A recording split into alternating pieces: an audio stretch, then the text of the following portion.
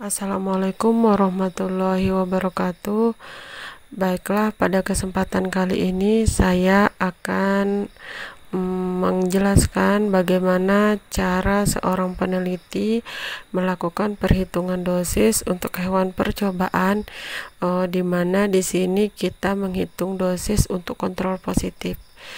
Nah, pada kontrol positif ini yang kita gunakan itu sedianya berbentuk tablet, jadi bukan merupakan zat murni, sehingga kita harus melakukan penyesuaian dosis antara manusia dengan hewan percobaan. Jadi tidak bisa kita langsung mengatakan asam mefenamid dosisnya 500 mg langsung kita konversikan, itu tidak bisa karena ada banyak pertimbangan pada sediaan, di mana ada mempertimbangkan zat pengisi, zat tambahan yang ada pada sediaan tablet, sehingga ketika kita menghitung kita harus melakukan perhitungan yang sesuai aturannya. Nah, ini kasusnya adalah seorang peneliti menggunakan tablet asam mefenamid yang dibeli di apotek sebagai kontrol positif untuk penelitian.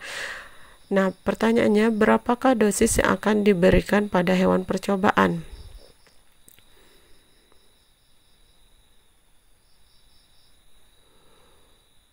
Nah, sebagai seorang peneliti kita harus mampu memecahkan ini semua, di mana tahapan pemecahannya yaitu ada 3 tahap. Yang pertama, kita timbang dulu 3 tablet. Kenapa harus 3 tablet? Karena untuk pemastian bahwa penimbangan kita itu tidak terlalu menyimpang. Jadi kita tidak boleh menimbang hanya 1 tablet saja, harus dilakukan 3 tablet. Terus yang kedua, hitung rata-ratanya. Setelah kita timbang tablet, kita hitung rata-ratanya dulu ya, itu masih tahap 1. Kemudian yang kedua, setelah kita dapat rata-rata tablet, kita lakukan konversi dosis dari manusia ke hewan. Nah, itu dapat kita lihat sesuai dengan tabel konversi. Kemudian setelah dapat nomor 2, tahap kedua, kita masuk ke tahap ketiga, yaitu baru mulai kita menghitungkan. Setelah kita dapat konversi dosisnya, baru kita hitung volume pemberian per oral hewan percobaan. Nah, oke, next saya akan menjelaskan satu persatu tahapan ini. Yang pertama yaitu menghitung rata-rata berat tablet, 3 buah tablet yang ditimbang, kemudian diambil berat rata-ratanya. Menghitung berat rata-rata tablet, rata-rata 3 tablet. Nah, sebagai contoh pada video ini saya akan menjelaskan contohnya, itu rata-rata yang saya dapatkan itu adalah 750 mg. Yang ditimbang pada ini sebagai contoh saja ya, nanti menyesuaikan dengan hasil penelitian masing-masing. 750 mg. Nah, kemudian kita lanjut ke tahap kedua, yaitu melakukan konversi dosis dari manusia ke hewan. Kenapa kita harus melakukan konversi dosis? Karena dosis yang ada pada tablet itu dosis untuk manusia, sedangkan pada penelitian kita menggunakan hewan percobaan, yaitu di sini adalah mencit. Kalau menggunakan hewan percobaannya kelinci juga boleh disesuaikan nanti dari manusia ke kelinci. Nah, di sini karena dia kemencit sesuai dengan tabel konversi, didapatkan bahwa konversinya itu adalah 0,02026. Nah, berikut adalah hasil tabel konversinya. Dilihat dari manusia ke mencit itu adalah 0,0026. Nah, setelah kita tahu konversinya, baru kita hitung berapa sih miligram sediaan tablet yang akan kita berikan ke mencit itu. Nah, yang untuk manusia kan 750 beratnya tadi. Nah, berarti kalau kita menggunakan tablet, maka berat untuk mencit itu kita hitung menjadi 750 mg. Maka dosis untuk hewan percobaan adalah, untuk mencit adalah,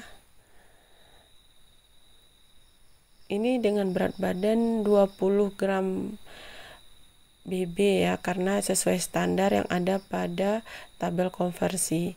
Maka 750 kali 0,0026 sama dengan 1,95 mg per 20 gram berat badan. Nah, jadi itu adalah dosis yang harus kita berikan jika kita menggunakan zat aktifnya itu adalah tablet. Nah, setelah dapat itu kemudian kita masuk ke tahap ketiga, yaitu menghitung volume pemberian per oral. Kenapa ini penting? Karena jika kita tidak menghitung ini, kita tidak akan bisa memastikan bahwa sediaan kita tersebut, volume yang kita berikan itu sudah memenuhi dosis yang kita inginkan. Maka di sini saya menghitung volume pemberian per oral. Sebagai contoh, tadi sudah didapatkan dosis untuk hewan percobaannya adalah 1,97 mg. Nah, ini kenapa saya bagi 0,2, karena di sini saya menginginkan mililiter yang diberikan pada hewan percobaannya adalah 0,2.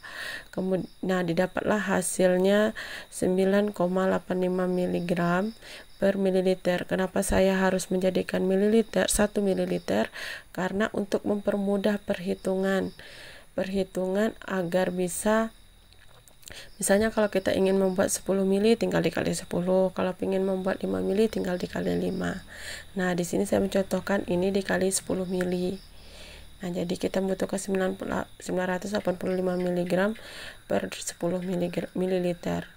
Nah, jadi perhitungan di atas itu untuk berat badan 20 gram. Jika kita mendapatkan berat badan yang berbeda untuk penelitian, kan berat badan mencit bisa berubah-ubah.